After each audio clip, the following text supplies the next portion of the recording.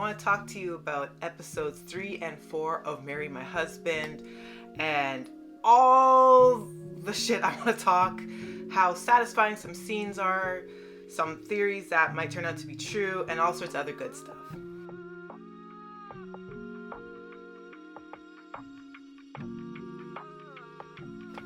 Hi, I'm Monique. I am the host of Off My Purple Heart podcast, where I talk to you about K-dramas, C-dramas, BTS, and basically whatever else I want to talk about.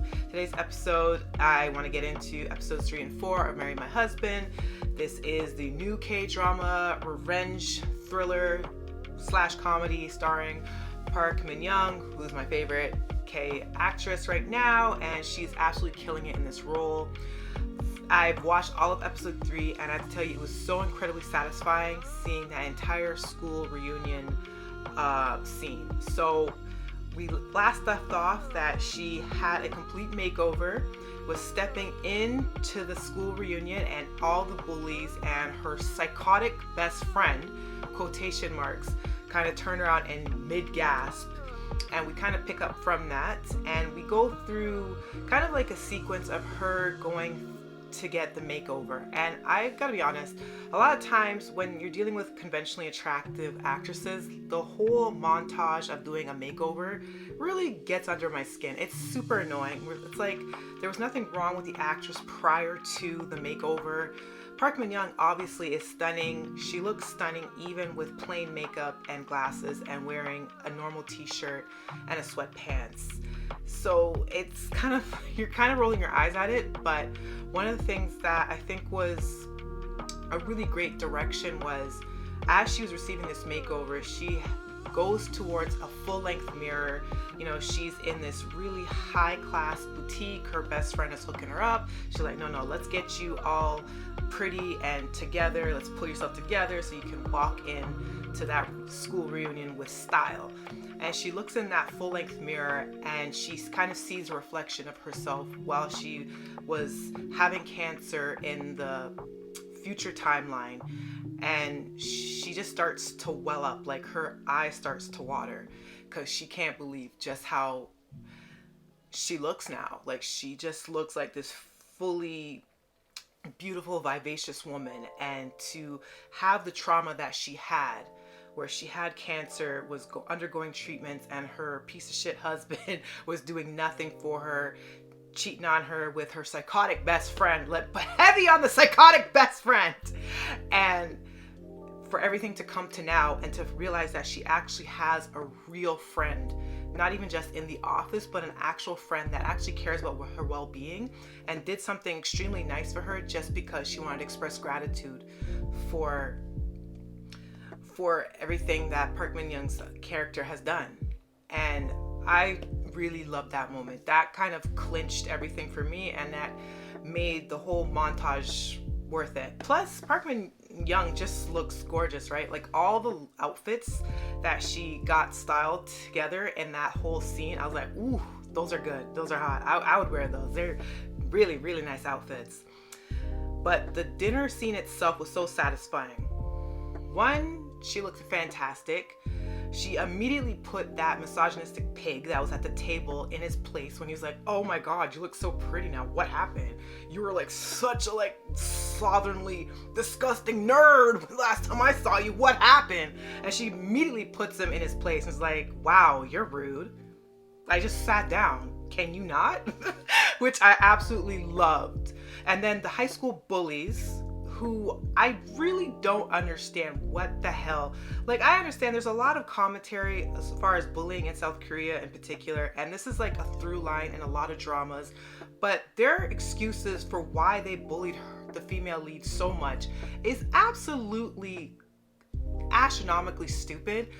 Like, to me, it's patronizing to pretend like they had any moral authority whatsoever to bully her because they were so sure that she was copying her psychotic best friend. And because she was, copying her best friend and apparently stole her boyfriend and, apparently wore a knockoff pair of earrings, that this was akin to her getting assaulted violently by them multiple times. And I think throwing milk or any substance at anyone is a violent assault. It's not like a little bullying, hazing tactic. It's disgusting. Anyway, the bullies that are sitting there gobsmacked. Her best friend's like, oh my God. And I absolutely loved the confrontation in the bathroom. She revisited that moment where they basically kicked down her bathroom stall because she kind of ran away. In the future timeline, she ran away, was in the bathroom, and they kicked the bathroom door in and were bullying her even more, even though all these women are now in their 30s and are being extremely classist. Anyway, and this time with her new snazzy outfit and her renewed confidence and how she knows what's going to go down, they kick down the door and she's just like, she kicks it right back. And I love that ricochet. And one of the lead bullies, like the actress did a really good job. Like her mouth dropped and it's like she saw a ghost. She's like, oh my gosh, she's actually standing up to me. And they do the usual taunting and hazing, and Parkman Young just gives it back to them. Like she has this signature look when she just kind of looks you up and down and you feel like your skin's gonna melt off with shame.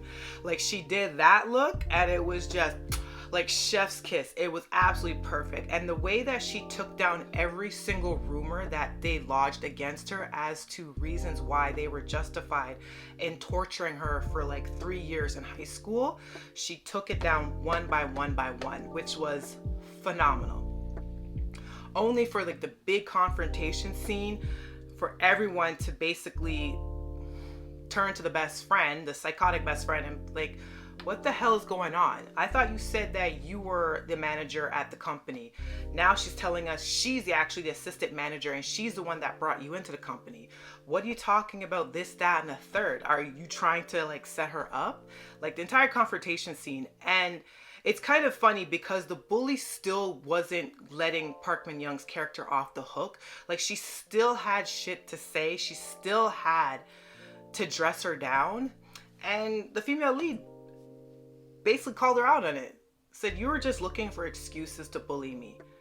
This was weak at best. We're all now in our 30s, adults working in the job force, and you're still coming with this kind of behavior to a school reunion. Like, get your head out of your ass. And it was so satisfying. The last key piece was the old high school crush that the best friend, I think it's Jin Wu, is like her name. I don't know the psychotic best friend's name. I'd rather not know. Points to the actress though. The actress that's portraying her is doing such a great job. I know it's a thankless role to play a character that's so detestable that everyone can't stand and want to see get all that's coming to them. But I gotta tell you, the actress, she's doing a great job. She can go from really sweet and saccharine to manipulative and conniving like in a blink of an eye. Like she is really, really good at what she does. Anyway, the boyfriend, the crush, apparently the one that the best friend claimed that she was dating, that Parkman Young's character stole from her. He is now a really high-class chef. He's usually unreachable, and Mr. Yu basically engineered that he would be the chef for the school reunion party so that he could clear the air on his side of things. And I love kind of how that scene ended because you got to see Parkman Young's character kind of shaken up again, which is what I appreciate about these revenge stories. Yeah, you have all this new information. Yeah, you get to be this badass and you get to kind of shimmy in with your beautiful outfit and confidently, stare down your bullies and give it right back to them. But I do like that the show still maintains that even though she is getting her revenge and she can stand up for herself, there's still moments where she kind of gets shaken a little bit and you're reminded of the character that we first meet. And they did that kind of in Perfect Revenge Marriage as well, which I also appreciated, that the characters weren't always like even keel and cold as ice. Like there was times that they would still get visibly shaken up. And Parkman Young character basically like takes off because the crush comes forward and is like, I know one thing for damn sure. I have never dated her best friend. I don't know what the hell she's talking about. I don't know what she's on, but let me just speak my truth. I had nothing to do with this woman. And to see the best friend stuttering like a damn idiot, it was just so satisfying. Oh, that scene alone. Woo! I hope we get more like that. But the ending scene was basically Parkman Young characters just basically ran off. because it was too much for her to deal with the crush right there, denying that he had anything to do with the best friend during high school. And then he also kind of like faced Parkman Young dead on, is like, why did you do that? Like, why did you like take off? Like, and he was about to hint that he liked her, and she just couldn't take the tension and the pressure anymore. She was like bolted. And that leads us into episode 4, which I still have to finish, but what I saw was Mr. Yu the CEO has been engineering some stuff behind the scenes, and he essentially watched as she ran out the restaurant, which could be a little creepy-ish, but I understand what they're trying to do with his character, and he's kind of like her hidden, knight in shining armor. But I think she was handling everything relatively well up until when the crush made the appearance and basically cleared her name. She was taking down the bullies herself, and she was doing a good job defending her own honor. And I think he may not necessarily had to have entangled himself in that. I'm still glad that she was able to get the extra added reassurance from the crush from her past, her first love, to basically clear her name, say, yeah, me and her may have never dated, but I can tell you I was never dating the best friend. I don't know what the hell she going on about. You keep my name out of your mouth. You keep me out of all this. And that to me was so satisfying. And then to see the bullies then turn on the best friend, and it's like, good, you deserved it. And the best friend already was like losing her mind at that. Like, she started biting her nails nervously. She kind of blew up at them. She's like, well, I never told you to bully her just because I said this and that and the third about how she's copying me. She stole my man, this, that, and the third. Like, she is such a classic narcissist type, where she had to isolate Parkman Young's character so much, had to isolate her so everybody else couldn't stand her, so she had no choice but to run to her best friend. She wanted to be her entire world, and obviously it's inferiority complex, right? The character obviously doesn't feel like she's enough. We got a little bit more hints of it. She mentioned something about her mom is constantly like isolating her and constantly on her about her whereabouts, even though she's in her 30s, and her mom's asking her like, where are you? Why aren't you at home yet? So we're getting little more glimpses into her psychosis and as to why she behaves the way she does, but she's just such a disgusting character. And I feel the exact same way about the fiance or the boyfriend to be future husband. I think even though the actor obviously has great comedic timing, the beginning or the last shots of like episode 3, and I think going into episode 4 a little bit, was him trying to get it on with Parkman Young's character, and Parkman Young played this really well, but I felt terrified for her because to me it was like he was going to force himself on her. And even though this is like played for laughs, I don't really find it that funny. I'm enjoying the show, and I think the actor himself is doing an amazing job. He can do really great comedic moments and then get very sinister and scary in a blink of an eye as well. So the entire cast is bringing it, in my opinion, but I don't find the character amusing at all. And I don't think the little comedic breaks that they have in the show even endear me to him for a second. Not that I'm saying that the show is trying to, but I see commentary on the side about the show, and I see a lot of folks like, I can't even really hate him that much because he's so funny. And I'm thinking to myself, we've seen this guy like physically abuse her in the first episode. We've seen him physically get in her face, be extremely aggressive to her, scream in her face like multiple times. And then even in the flashbacks where he's not being physically abusive, but I think it's an abuse tactic where he was constantly negging her and comparing her to her best friend, and saying that she's a dummy or she's silly or what did you do now to Jin Wu or whatever the hell the psychotic best friend's name is, because like who cares?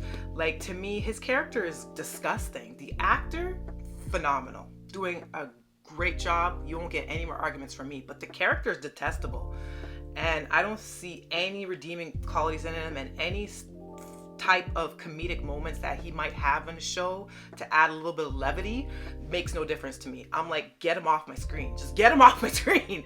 I know he's a major antagonist. I know that his character is important because he's built into the plot, and him and the best friend are the catalyst for everything that we're seeing now, but the character's gross. I'm sorry. I don't find him amusing. My bad. Another thing is the male lead. Now, Mr. Yu, I think that's his name, the CEO. I find him an interesting character because some of the actions that he's doing to control situations, to help the main character, but also could be viewed as a little obtrusive, a little obsessive much, but I'm here for it because he's ultimately helping her. And I actually think the actor that's portraying him is really handsome. I'm only familiar with him in this role. I haven't watched his previous work, but I think he's a great looking male lead, and I think he's got a lot of charisma, because I've seen some chatter as well about some saying that he's not, what they expected the male lead to look like. He's not good looking enough to portray him. And I'm like, what the hell are y'all watching versus what I'm watching? Like, he's plenty good looking and charming to me. Like, not everyone can look like Steve with like super high cheekbones, like cut to the gods, or like a high nose and just like a model-esque person, but he's very good looking to me. One thing with these, Korean dramas, like they don't really slouch with the male leads. It's very rare that I will watch one of these like romantic based dramas and look at the male lead and be like, oof, what the hell were they thinking? I mean, to each their own, but I'm watching the show, I'm like, what the hell are y'all watching versus what I'm watching? Because he looks damn good looking to me, and he has like that very stoic intensity that I assume is very true to the character in the webtoon. So I don't personally get it, but hey, y'all, to each their own, right? To each their own. But overall, I'm really, really enjoying it. Like the first 3 episodes went by like so quick. Wasn't bored at all. Didn't divert my attention. The only reason why I couldn't finish episode 4 was because I was at work and I watched part of it on my break. So I had to wait until I basically got home, settled with my family, whatever, make dinner. And I'm just doing this podcast episode ahead of time and then edit it, and it'll probably be out for Saturday at the time of filming this. Like, yeah. But I'm really enjoying it. I'm gonna go now and I'm gonna finish watching it, and I might have some more thoughts later. But Marry My Husband, vindication for Miss Parkman Young. I've been wanting for her to get a really big K-drama hit, and Song Kang as well, coming off My Demon. Like, I love that 2 of my favorite actors are getting such rave reviews for their shows, and that they're both doing very well. I know at least My Demon is doing very well internationally. I don't know about in Korea, and I'm assuming Marry My Husband is doing well both internationally and in Korea, because Parkman Young is like one of the iconic actors in that field. So I'm having a great time right now. And I'm gonna end the podcast episode there. Believe you me, there's more coming down the pipeline. I most likely will continue to do commentary on Marry My Husband and many more. There's a lot of K-dramas coming out in January. I did a podcast episode just about all the most highly anticipated ones that I'm looking forward to. There's so much more. If you're watching this video via YouTube, thank you so much. Please share, subscribe.